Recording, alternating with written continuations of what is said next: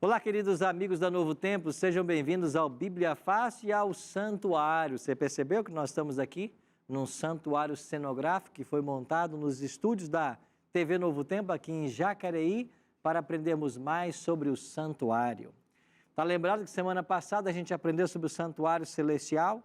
Existe um santuário no céu, local onde Deus habita, onde Ele é adorado, mas também local onde se originou de forma inexplicável e ilógica o pecado. Pastor, eu não vi esse tema. Você não viu o primeiro programa da nossa temporada? Então você vai agora para o nosso NT Play e você assiste a primeira temporada, tá bem? Ou você vai para o nosso site, novotempo.com/Bíblia Fácil, e você assiste lá o primeiro episódio dessa temporada. E para você que está chegando agora, este é o programa onde a gente reúne 10 amigos que vieram de vários estados do Brasil para juntos estudarmos a Palavra de Deus. Aqui nós temos amigos vindo do Espírito Santo, São Paulo, Mato Grosso do Sul, Piauí, esqueci de alguém? E você que está aí nos acompanhando em casa. Então, são vários estados juntos para aprendermos mais a Palavra de Deus. Nessa nova temporada do Bíblia Fácil, continuamos com o tema do santuário e eu quero aproveitar e oferecer para você esse DVD aqui, ó, o DVD Santuário, O Caminho de Deus. Esse DVD é um presente que a Novo Tempo tem para você. Você pode solicitá-lo agora. Está aí na internet? Acesse o nosso site, novotempo.com/Bíblia Fácil. Você vai ver a imagem do DVD, clica nela, preenche um cadastro rapidinho e a gente manda para a sua casa. Se você está aí com o WhatsApp, manda uma mensagem para o nosso WhatsApp, nosso número 12981001425. Diga assim, eu quero o DVD Santuário, e nós vamos mandar para a sua casa. Aqui você vai encontrar os mesmos temas que estamos gravando aqui no Bíblia Fácil, que você vai assistir hoje, o tema 2, só que gravados lá em Israel. Nós fomos até um parque nacional de Timna, lá em Israel, onde existe um santuário montado nas dimensões do santuário de Moisés. O mesmo tamanho do santuário de Moisés, eles montaram lá no Parque Nacional de Timna, em Israel. E foi lá que nós fomos para gravar esse DVD. Um presente para você e para a sua família. Agora, pastor, eu queria pedir, mas eu só posso ligar. Eu não tenho WhatsApp, não tenho acesso à internet. É fácil, liga para a gente, 12 21 27 3121. Lembra de ligar em horário comercial, tá bem? E nós vamos atender você com o máximo de carinho. Aqui já estamos todos prontos para começarmos mais um estudo, mas você sabe que a gente não começa a estudar a Bíblia aqui sem antes fazer uma oração. Então quero convidar a todos para tomar as suas Bíblias e nós vamos orar, pedindo a Deus a bênção para o estudo da Bíblia que nós vamos começar agora. O tema que hoje vamos estudar, o santuário terrestre. E esta foto que você está vendo aqui é a foto do santuário lá em Timna, onde nós filmamos esse DVD. Tá bem? Vamos orar então, para aprendermos mais do santuário? Pai querido, obrigado por estarmos juntos mais uma vez para estudarmos o teu livro sagrado. Queremos entender hoje como que esse santuário foi construído, como ele era e os serviços que nele aconteciam. Para que uma vez compreendidos isso, possamos entender o papel do Messias ao vir a esse mundo nos salvar. Que o Deus Espírito Santo nos acompanhe mais uma vez e abra nossa mente à compreensão e o nosso coração à aceitação. Em nome de Jesus nós te oramos. Amém. Vamos fazer uma breve recapitulação de semana passada? Vimos semana passada que existe um santuário no céu. E nesse santuário que Deus criou para a sua habitação, que também era um local de adoração, de forma inexplicável e ilógica, o mal surgiu no coração de um anjo chamado Lúcifer. Nós lemos aqui 2 textos semana passada, estão lembrados? Isaías 14 e Ezequiel 28. Esses são 2 capítulos da Bíblia que nos ajudam a entender um pouquinho mais desse assunto. Como é que o ser humano foi envolvido nesse grande conflito entre o bem e o mal? Em algum momento, o pecado que se originou no céu veio para o planeta Terra. Como que isso aconteceu? Olha o que diz o livro do Apocalipse, capítulo 12, verso 9.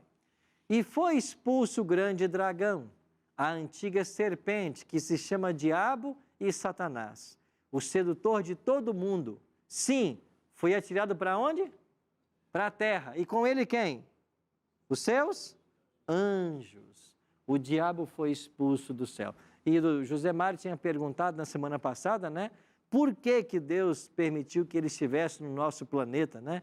E nós então explicamos de que Deus criou Adão e Eva à sua imagem e semelhança, mas eles foram criados com livre-arbítrio e para que eles pudessem ser integrados à família celestial, um teste tinha que ser feito. Então Deus permitiu que Eva fosse tentada pela serpente. E em Gênesis 2,16, Deus havia dado a seguinte orientação: o Senhor Deus lhes deu esta ordem: de toda a árvore do jardim comerás livremente, mas da árvore do conhecimento do bem e do mal, não o quê? Não comerás, porque no dia em que dela comerdes, certamente o quê? Morrerás. Daí vem Paulo e explica: o salário do pecado é a morte, porque Deus disse: não coma, se você comer, você vai morrer.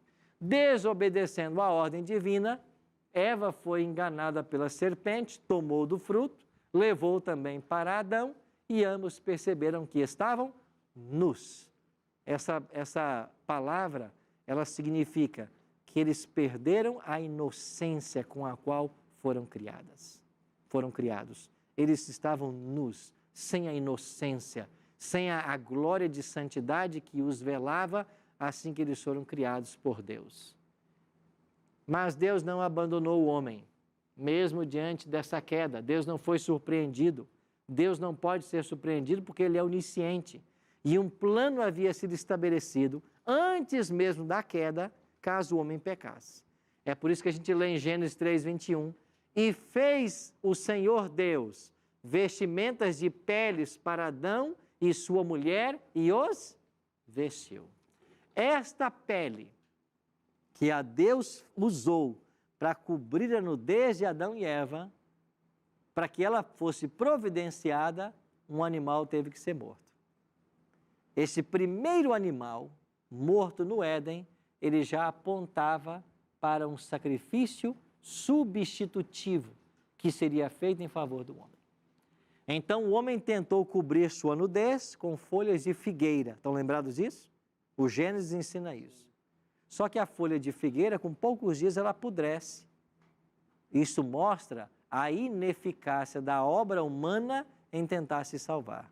Agora, a pele do animal que Deus preparou, isso sim podia cobrir a nudez de Adão e Eva.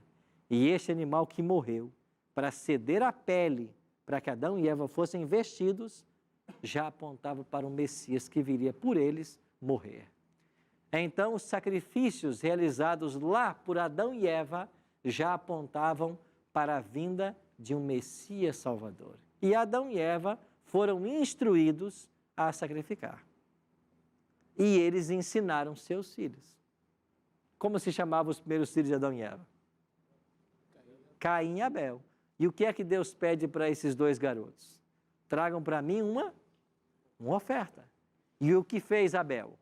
Foi lá, pegou o cordeirinho, como mandava a lei, como seu pai tinha ensinado, Adão, matou o cordeirinho e ofereceu ao Senhor. O que fez Caim? Foi lá e pegou dos frutos da terra e trouxe para oferecer a Deus. A Bíblia diz que Deus se agradou da oferta de Abel e desprezou a de Caim. Por que ele fez isso? Porque Deus nunca pediu oferta de cereais, de frutas. Deus nunca pediu. Deus pediu ofertas de animais, porque o animal morria para apontar para um Salvador. Caim quis uma rota alternativa. Eu vou inovar, eu vou fazer do meu jeito. E Deus não aceitou. Aceitou a de Abel, que foi obediente. Então, esses sacrifícios que Adão praticava, que ensinou os filhos a praticarem, Todos eles apontavam para quê? Para o Messias, que um dia viria dar a sua vida por todos nós. Dermeval. Mas aí, pastor, a Bíblia fala que Abel foi ser pastor, Aham. Caim, lavrador. Lavrador. E aí? Ele não tinha... Não importava a profissão deles. Deus, quando pediu que eles trouxessem uma oferta, era uma oferta de animal. Ele deveria... Ele deve ter pegado emprestado com o irmão dele. Não é emprestado, ele também era dono, né? A profissão era diferente, mas tudo era deles. Ele tinha que ter pego um animal, como havia sido orientado, e sacrificado. E não levado cereais, frutos da terra. Então não importa a profissão que havia no Antigo Testamento. A oferta era de animal. O sangue tinha que ser derramado. Então, na verdade, ele deveria comprar ou trocar, enfim, ele deveria arrumar um animal. Mas voltando um pouquinho aí, da pergunta dele, em Gênesis 2:9 diz que Deus fez todas as coisas bonitas para os olhos e gostosas para o paladar. Quando fala dos frutos, né? E Eva deixou tanta coisa bonita. Lá na minha terra, planta-se muita manga. Temos muita manga. Eu gosto muito de manga. E sempre eu comento lá, já preguei sobre isso. Não tem nada mais bonito que uma manga rosa. Uma maçã, frutos bonitos. Por que Eva deixou tanta coisa boa para exatamente desobedecer ao seu Criador, né? A Bíblia diz que Eva foi enganada pela serpente na sua astúcia. A serpente foi astuciosa, né? Levou Eva a desejar algo que ela achava que não tinha. Eva, você não quer comer? Ah, Deus proibiu. Não, Deus proibiu, sabe por quê? Porque no dia em que você comer, os seus olhos se abrirão e você será como Deus, Mentira conhecedor deslavada, do bem né? e do mal. Olha, a Eva contou uma mentira para ela, prometeu algo que era impossível. Mas, infelizmente, Eva acreditou nessa história, comeu, levou para Adão, ele também comeu, e aí começou toda a história de miséria que nós conhecemos. Os descendentes de Adão, de Sete, eles também sacrificavam. E você tem na Bíblia a história dos patriarcas e profetas que erigiam altares e neles sacrificavam. Então, olha, por exemplo, o caso de Noé. Noé, Abraão, são patriarcas mencionados na Bíblia, erigindo altares e ali sacrificando. Por quê? Porque de forma verbal foi passado de pai para filho a necessidade de oferecer sacrifícios até que o Messias viesse. Ailton? Então, pastor, em questão do Jardim do Éden, eles pecaram e foram lançados para fora do jardim. Expulso do jardim. Expulso. E o jardim, ele existiu, ainda existe? Ainda existe. Cremos que ainda existe, não mais aqui na terra. Então, se vamos para Apocalipse, lá Deus diz que vai nos dar um novo céu e uma nova terra. Eu acredito que o jardim vai ser devolvido um dia para nós. Esse jardim vai voltar para nós um dia, mas ele não está mais nessa terra, né?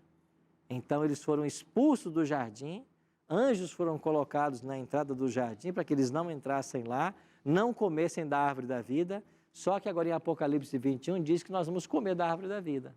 Ela vai estar lá.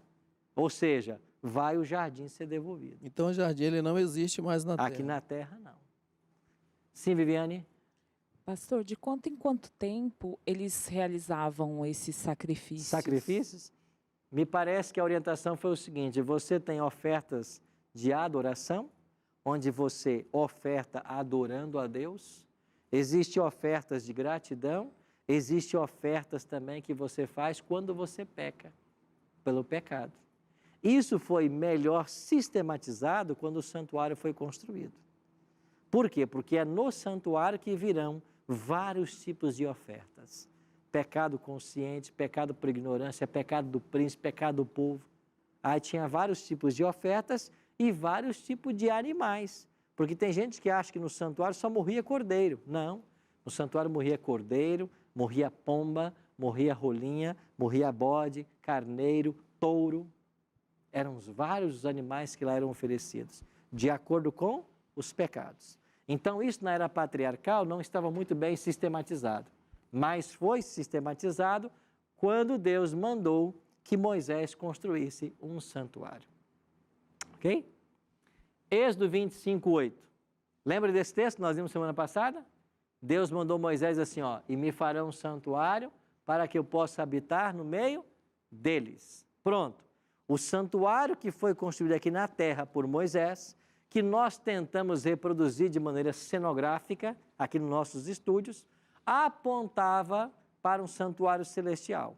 E de acordo com Êxodo 25, 40, o santuário terrestre, ele deveria ter sido feito de acordo com o modelo do celestial. E nós vamos entender agora como é que foi esse processo de construção. Antes, porém, pastor Wilson. Eu queria só voltar a comentar um pouco lá do Éden.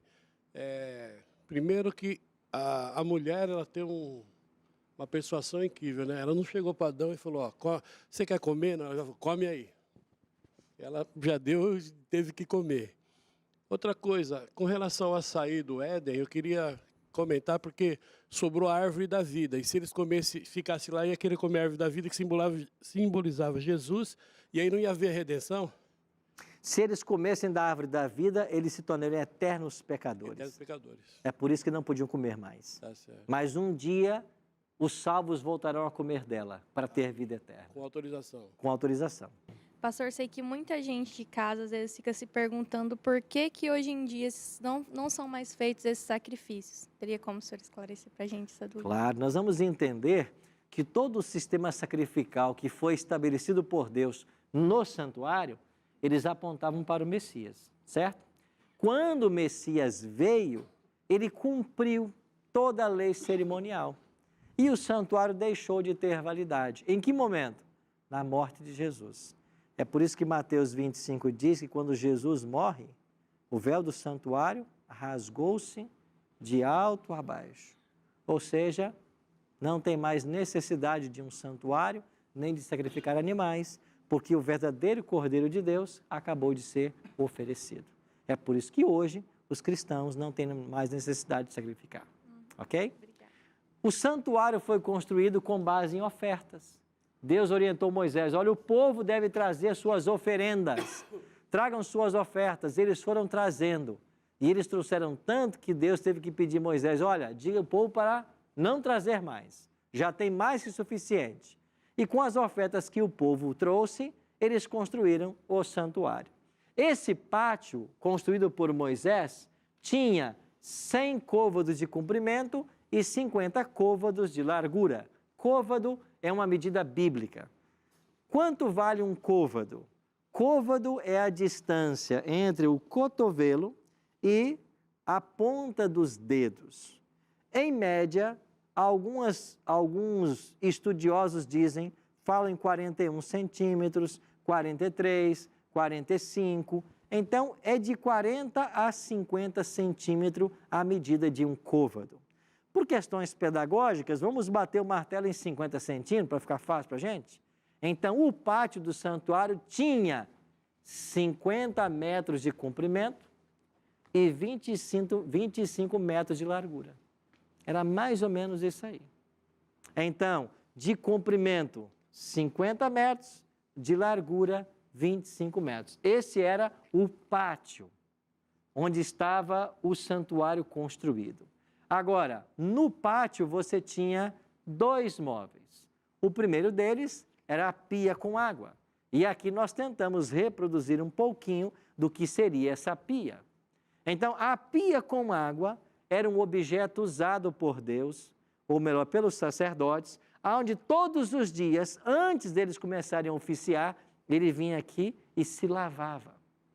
Então, ele se lavava na pia antes de começar a ministração no santuário ou antes de começar a receber os pecadores.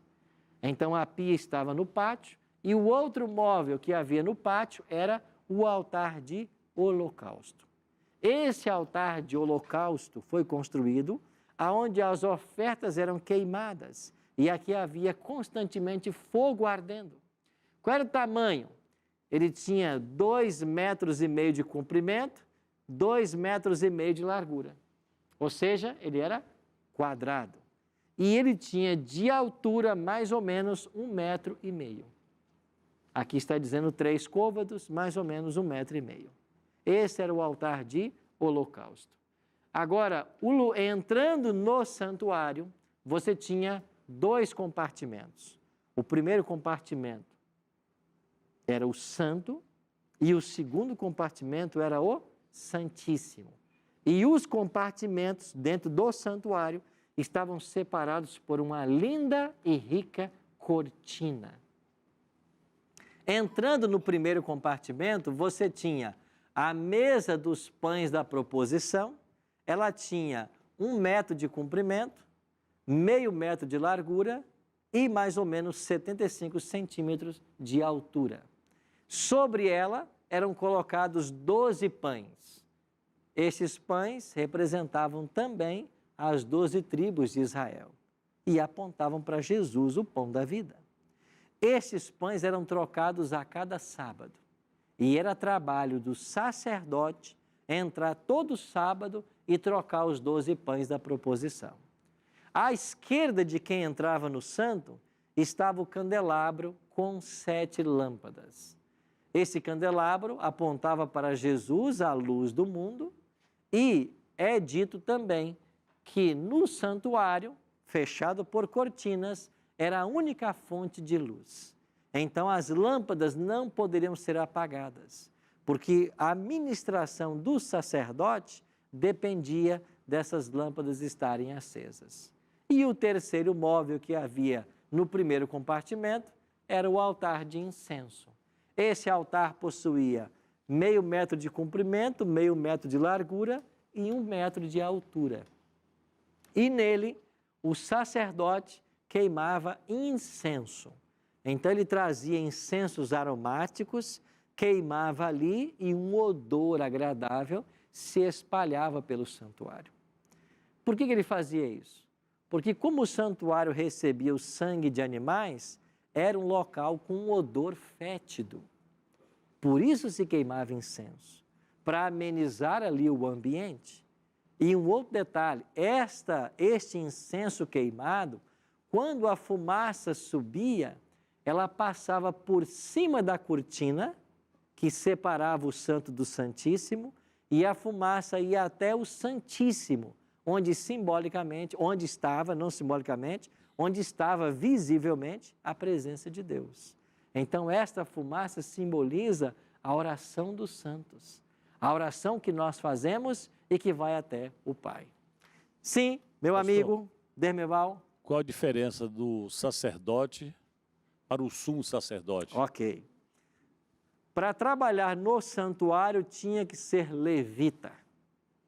Então, só podia trabalhar no santuário quem era levita. Ali estavam os levitas para cantar, ali estavam os levitas para montar e desmontar o santuário, e ali estavam os levitas para servir também no sacerdócio. Sacerdotes haviam vários, e eles estavam divididos em turnos. Então, eles trabalhavam revezando-se por turnos, e eram vários. Sumo sacerdote, só havia um, e deveria ser descendente da família de Arão. Arão foi o primeiro sumo sacerdote. Depois os filhos deles, os netos, bisnetos, tinha que ser da linhagem de Arão. O sumo sacerdote era uma função vitalícia. Só era nomeado outro quando este morria. Era a mais alta autoridade religiosa em Israel. E ele entrava em cena um dia por ano, no 10º dia do 7º mês, quando havia ali o juízo, quando havia a purificação do santuário. Nós vamos ter uma lição que vai falar só sobre isso, como que o santuário era purificado. Mas então você tinha vários sacerdotes e um sumo sacerdote. Esses sacerdotes tinham várias funções. Eles recebiam o povo para receberem a confissão dos pecados, e então o pecador matava o animal, ele partia esse animal, ele derramava o sangue à base do altar, ele colocava o animal em cima para ser queimado, ele entrava com o sangue no santo, ele providenciava a lenha para queimar no altar de holocausto, ele trocava os pães da proposição. Então haviam várias funções do sacerdote. Já do sumo sacerdote, a principal delas era no dia da expiação, quando então acontecia o juízo. O santuário, do amanhecer do dia até o entardecer, era um local de muita atividade, porque constantemente haviam ali pessoas trabalhando, levando suas ofertas, etc. Rogéria, né? Pastor, por que que os 2 filhos de Arão morreram dentro do santuário, se eu não me engano? Eu gostaria de saber por quê. Nadab e Abiú, né? Isso. Porque eles trouxeram fogo estranho. O que isso significava? O fogo que era levado para dentro do santuário tinha que provir do altar de holocausto. Eles não poderiam ser tomados de outro local. O que eles fizeram foi desobedecer essa ordem. Quiseram agir do seu jeito. Apresentaram perante o Senhor fogo estranho, que não era a orientação. Então, assim como no caso de Caim, quando Deus não recebeu sua oferta, porque não era oferta de cereais, era sacrifício de animais, Deus também exterminou Nadab e Abiú, porque não pegaram do fogo do altar, mas apresentaram fogo que eles mesmos tinham acendido em algum lugar. Por isso foram rejeitados. Ok? Me satisfaz uma outra curiosidade. Esses pães não eram fermentados. Era por isso que deveriam ser descartados semanalmente? É a questão da validade mesmo. Então, a questão da renovação, da semana, do ciclo semanal, da chegada do sábado. Então, há vários significados na troca desse pão. Sim, meu amigo Magnum.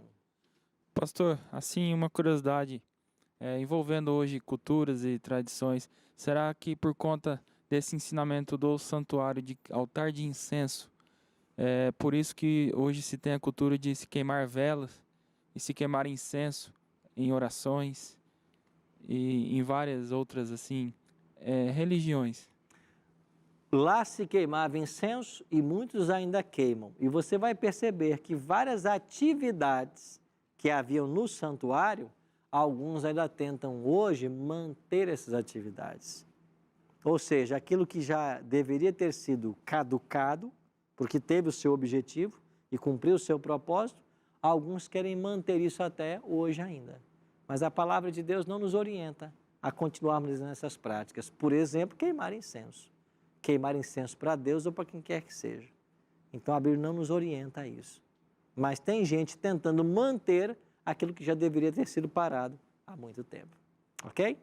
Nós vamos para um breve intervalo e daqui a pouquinho voltamos, continuando aprendendo hoje sobre o santuário terrestre. Não sai daí, voltamos num instante. Acompanhe no próximo bloco. Por isso, eu e você hoje devemos entender que o santuário terrestre, ordenado por Deus que fosse construído, ele tem uma relação com o santuário celestial. Na relação, ela é tipológica, ela é estrutural e funcional.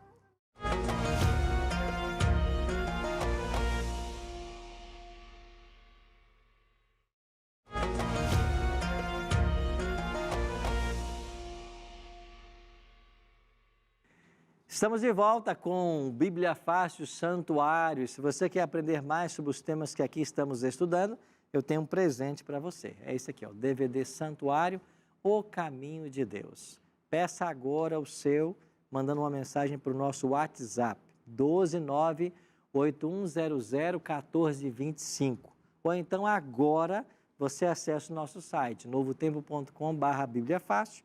Você vai preencher lá um formulário e você vai receber na sua casa.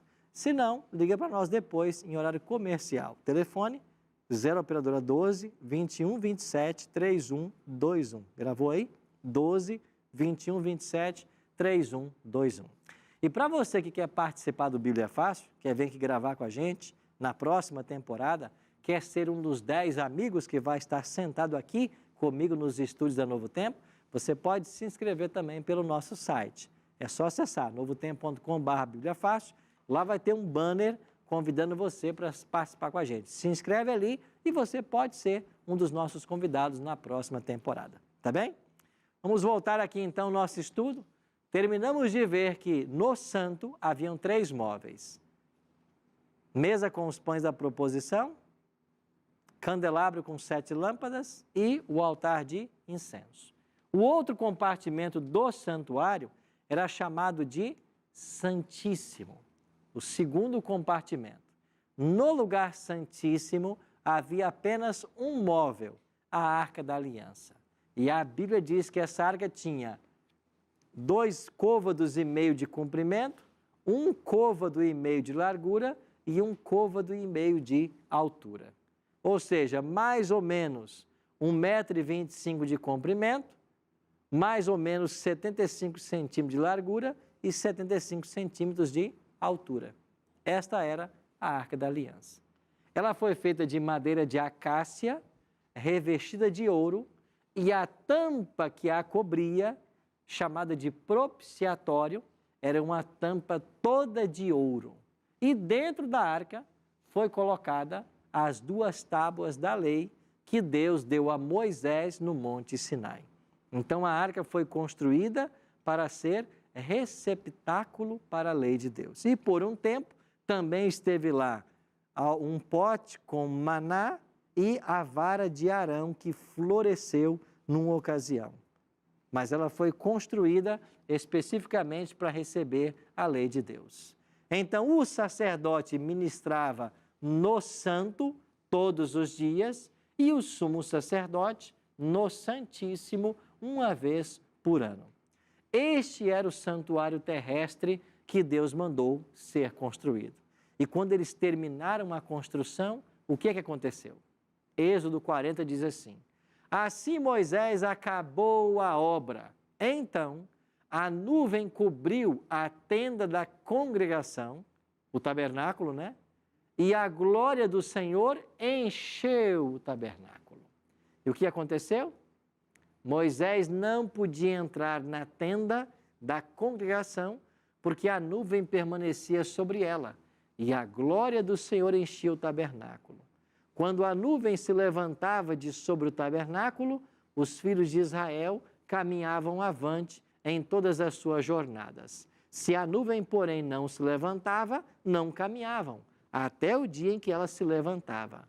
De dia, a nuvem do Senhor repousava sobre o tabernáculo, e de noite havia fogo nela, à vista de toda a casa de Israel em todas as suas jornadas. Terminou a construção. A glória de Deus, a Shekinah, veio e pousou sobre a arca, no Santíssimo, e uma nuvem cobriu o tabernáculo. De dia, a nuvem protegia o povo de Israel do sol. À noite havia fogo na nuvem, e esse fogo aquecia o povo de Israel e espantava os animais selvagens. E de dia, quando a nuvem se levantava e começava a se mover, o povo desmontava o santuário, desmontava o acampamento e começava a caminhar. Quando a nuvem parava, o povo parava e acampava. Assim eles prosseguiram, saindo do Egito para a terra de Canaã. Eu tenho aqui para você uma ilustração da manifestação de Deus no santuário.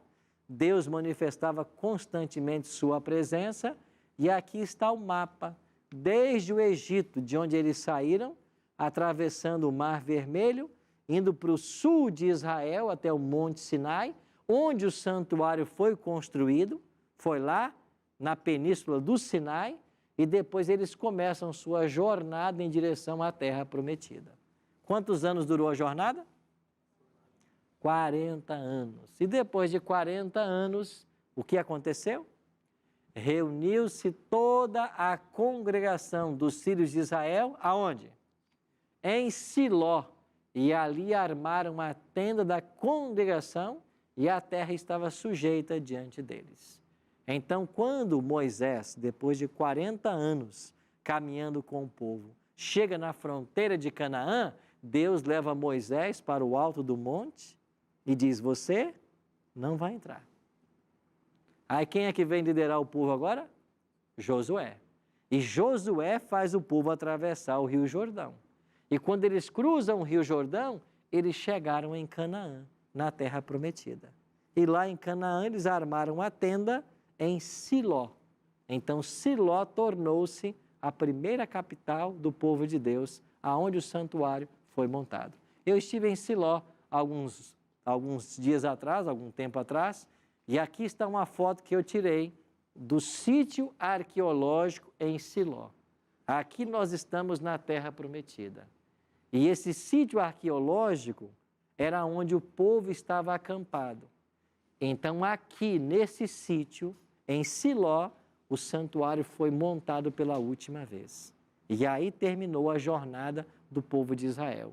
Eles expulsaram os habitantes da terra, começando pela cidade de Jericó, que foi a primeira que eles venceram, e eles tomaram posse da terra prometida, da terra de Canaã. Sim, minha amiga? Pastor, eu tenho uma dúvida a respeito, toda vez que eu gosto de pesquisar, tanto na Bíblia como na internet, né, sobre essa distância. Eu já fui no Egito e depois eu olhei no Google, e a distância entre de onde eles saíram até a Terra Prometida era mais ou menos 5 horas de carro. Por que o povo teve que permanecer 40 anos no deserto até chegar, se a distância era tão pequena? Eles poderiam ter feito o trajeto em 40 dias, né? Mas ficaram 40 anos por causa da incredulidade. Porque quando eles enviaram os 12 espias, os espias voltaram com um relatório negativo, 10 deles. 2 deram um relatório positivo, Josué e Caleb. Mas por causa dessa incredulidade dos espias e do povo, Deus falou assim, esta geração não vai entrar na terra de Canaã. E essa jornada que durou 40 anos, levou toda aquela geração a morrer no deserto. Os únicos que entraram lá daquela geração foi Josué e Caleb. Os outros morreram todos, por causa da sua incredulidade. Ela fez a minha pergunta. É que eu ia perguntar por que Moisés não entrou, né? Por que Moisés não entrou? Boa sua pergunta. Por que ele não entrou? Por causa do episódio da rocha em Refidim. Deus falou assim para Moisés, Moisés, o povo clamou a mim porque não tem água no deserto. Você faz o seguinte, pega o seu cajado e toca a rocha. E a água vai sair dela. Aquela rocha que Moisés foi orientado a tocar era um símbolo de Cristo. A água da vida. Agora Moisés, irado com a situação, ele não tocou a rocha. Melhor, né? Deus disse, fala a rocha, né? Ele pegou o cajado e feriu com violência a rocha. Então, a lição que Deus queria ensinar para o povo não pôde ser ensinada por causa do ato de desobediência de Moisés. Aí Deus diz, Moisés, você está vendo toda a terra? Você não vai entrar, que você me desobedeceu. Agora a gente olha assim e pensa, mas Deus, por causa de uma coisinha só, parece que foi cruel, né? Olha o outro lado. Moisés não entrou, morreu. Só que quando vem Cristo, séculos depois, quem é que vai conversar com Jesus no Monte da Transfiguração? Moisés. Moisés está ali. Quer dizer, veio Moisés e Elias, né, conversar com Jesus. Se Moisés veio conversar com Jesus no Monte da Transfiguração, é porque Deus o ressuscitou. Agora, em que momento Deus o ressuscitou? Será que Deus matou Moisés e deixou ele lá 30, 40 anos morto? Então, uma teoria que eu acredito nela é que Deus permitiu que Moisés morresse e em seguida o ressuscitou e já levou para os céus. Agora, com toda essa história construída, eu pergunto, o que foi melhor para Moisés? Morrer ou ter entrado na terra de Canaã carregando ali o peso da sua velhice? Pastor Wilson. Numa linguagem mais popular, assim, com relação à pergunta da colega ali, poderia dizer que teve que demorar 40 anos, porque o Egito em 40 dias não ia sair do povo, precisava de 40 anos para o Egito sair do povo? Eu não sei se podemos afirmar, porque de fato o Egito não saiu do povo, né? Até hoje. Eles acabaram morrendo no deserto porque não abandonaram os costumes, né, do povo egípcio. Mas a luta de Deus sempre foi pela purificação, para que o povo se purificasse. Abandonasse os costumes idólatras, né, que eles aprenderam no Egito, se purificassem para servir ao Senhor. Então, quando eles chegaram em Siló, a tenda foi armada de forma definitiva. Quanto tempo esteve essa tenda armada aí em Siló? Se você sai de Josué e vai até Salomão, você tem mais ou menos 400 anos. Então, por cerca de 400 anos, a tenda em Siló abrigou a Arca da Aliança, a lei de Deus, e era o centro da religião de Israel. Aí veio Davi, quis construir um templo para Deus, uma casa, né? Ele um dia estava passeando pelo seu palácio em Jerusalém e pensou assim, olha, eu tenho uma linda casa para habitar e Deus mora numa tenda lá em Siló, vou fazer uma casa para ele. Deus não deixou que Davi fizesse, mas Salomão, seu filho, fez. Davi reuniu em vida todo o recurso necessário, mas foi Salomão quem construiu. Então Salomão inaugurou o templo e esse templo esteve mais ou menos também por uns 400 anos funcionando, até que veio quem? Nabucodonosor, rei da Babilônia, e destruiu o templo de Salomão. A destruição aconteceu no ano 586, na terceira invasão de Nabucodonosor a Jerusalém. Esse templo ficou em ruínas por 70 anos. Quando o povo judeu voltou da Babilônia, depois de 70 anos de cativeiro, eles reconstruíram o templo. Zorobabel era governador da Judéia nessa ocasião, e o templo de Salomão passou a ser conhecido como o templo de Zorobabel. Esse templo de Zorobabel depois foi reformado por Herodes o Grande e passou a ser chamado o templo de Herodes. Quando Jesus vem, é esse templo que ele vai conhecer, porque Herodes não apenas reformou o templo, como também ampliou. E Jesus conhece esse templo, que estava no mesmo local construído por Salomão. E Jesus começa o seu ministério purificando o templo e termina o seu ministério purificando o templo. No Evangelho você encontra 2 vezes Jesus purificando o templo. Agora, o que nós precisamos entender é que o santuário terrestre que Moisés construiu por ordem divina, ele tem uma relação, uma correspondência com o santuário celestial. Essa correspondência é estrutural e é funcional. O que quer dizer isso? A estrutura do santuário terrestre parecia com o celestial e as funções no santuário terrestre apontavam para funções que aconteceriam também no santuário celestial. Mas esse tema, vamos voltar com mais detalhes. Pastor Wilson. Quando o Senhor, ele foi para julgamento, Herodes enviou ele para lá, e o outro enviou para cá, porque tinha que ser no templo de Herodes que ele tinha que fazer o sacrifício. Quando Jesus foi preso, ele foi levado primeiro ao sumo sacerdote, Anás, depois Caifás, depois que ele vai então para Herodes. E aí fica aquela história, né?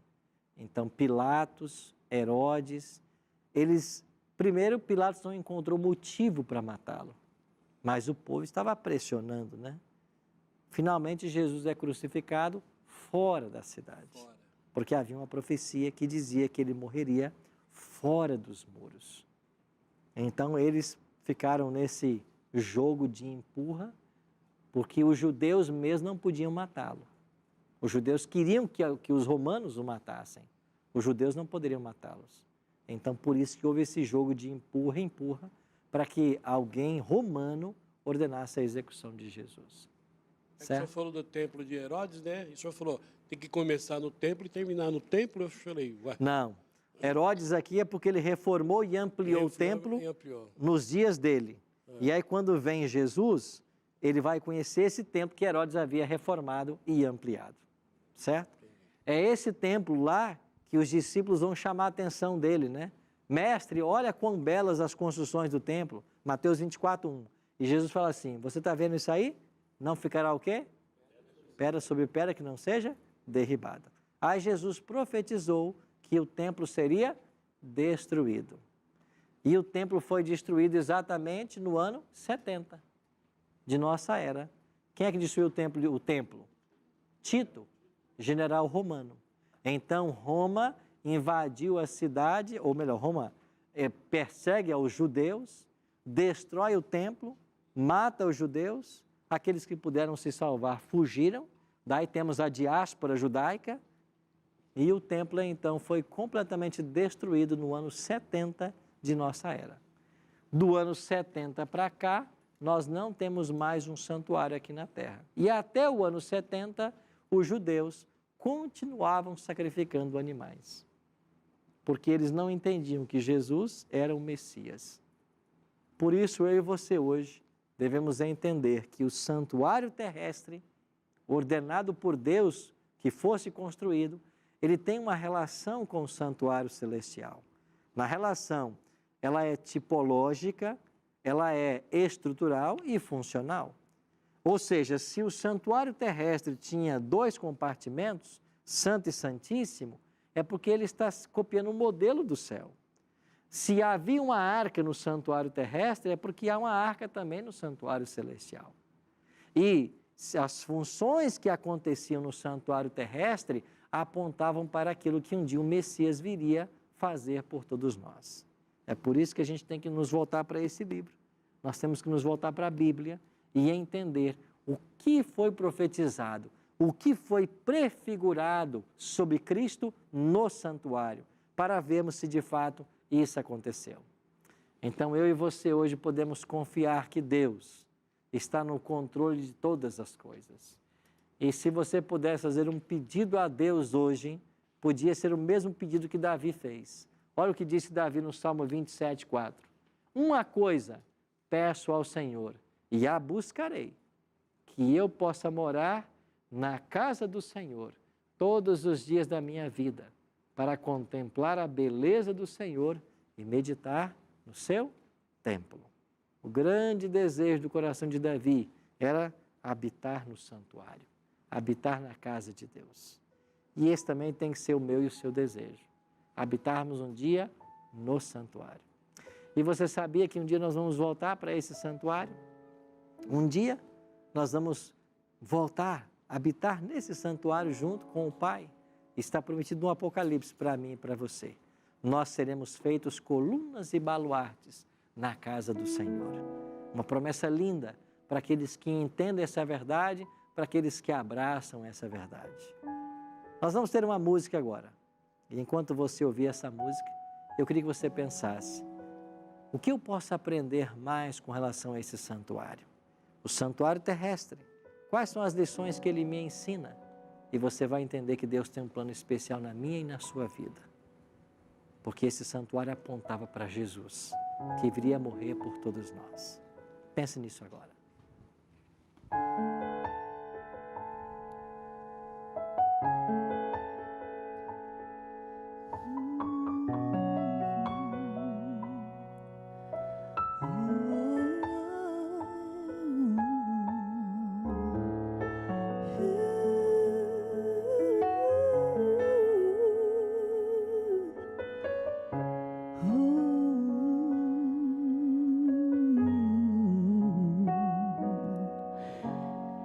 Eu não mereço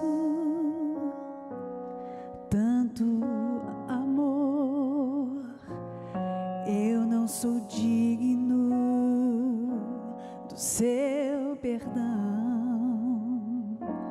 A dor que passou meu Rei e meu Senhor, sempre o adorarei com amor. Eu não mereço tanto amor, eu não sou digno do seu perdão. A dor que passou meu Rei e meu Senhor, sempre o adorarei com amor. O Filho do Homem me libertou verdadeiramente, verdadeiramente.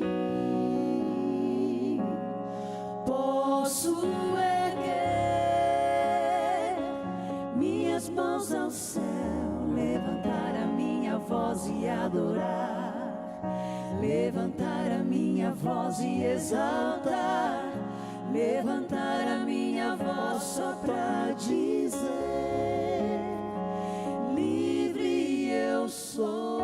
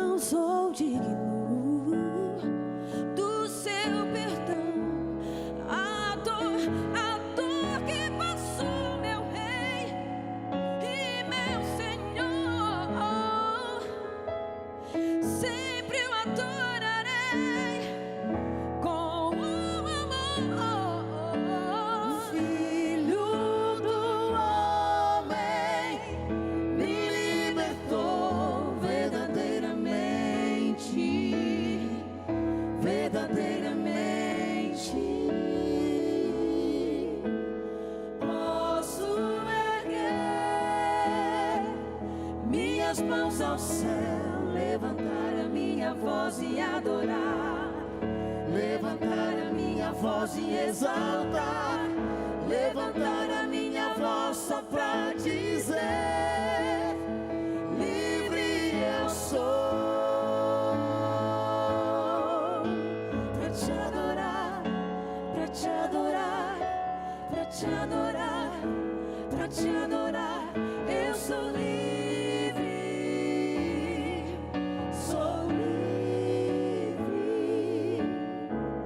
Te adorar,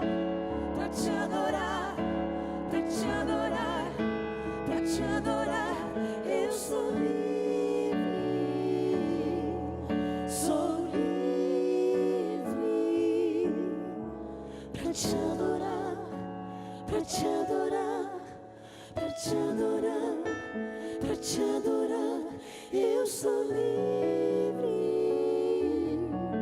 sou livre. Pra te adorar, pra te adorar, pra te adorar, pra te adorar, eu sou livre. Sou livre,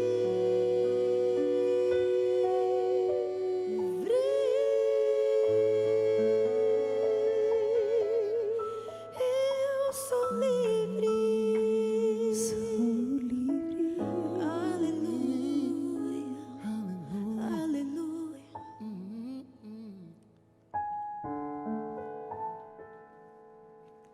Eu e você podemos ser livres. Livres pelo sangue de Cristo. Livres porque o Filho do Homem morreu por mim e por você. Por séculos, cada animal morto no santuário apontava para a chegada do Messias. E como diz Gálatas 4:4, vindo à plenitude dos tempos, Deus enviou o seu Filho, nascido de mulher. Ele cumpriu o seu ministério, foi levado para uma cruz, morreu no meu e no seu lugar. Toda a tipologia do santuário foi cumprida. E assim como os animais diariamente eram sacrificados no santuário para perdão dos pecados, o Filho de Deus foi morto na cruz, para hoje ofertar a você e a mim o perdão dos pecados. É por isso que a palavra de Deus diz que abaixo do céu não existe outro nome dado entre os homens pelo qual importa que nós sejamos salvos. Só o Filho do Homem. E esse Filho do Homem tem o poder de nos libertar. E ele disse: se pois o Filho vos libertar, verdadeiramente sereis livres. Libertos de quê? Da culpa do pecado. Libertos das trevas, da ignorância. É isso que faz Cristo. Ele nos tira do reino das trevas e nos põe no reino da luz, no reino da sua glória. Não quer você hoje abrir o seu coração e permitir que o Filho do Homem entre na sua vida? Vamos orar por isso agora. Pai querido, obrigado porque em Cristo nós temos a verdadeira liberdade. Ajuda-nos hoje a abrirmos o nosso coração e te aceitarmos como nosso Salvador pessoal, para que um dia, quando Tu voltares, estejamos prontos para Te receber. Oramos em nome de Jesus. Amém. Obrigado pela sua companhia no programa de hoje. Eu te espero semana que vem para mais um estudo. Até lá.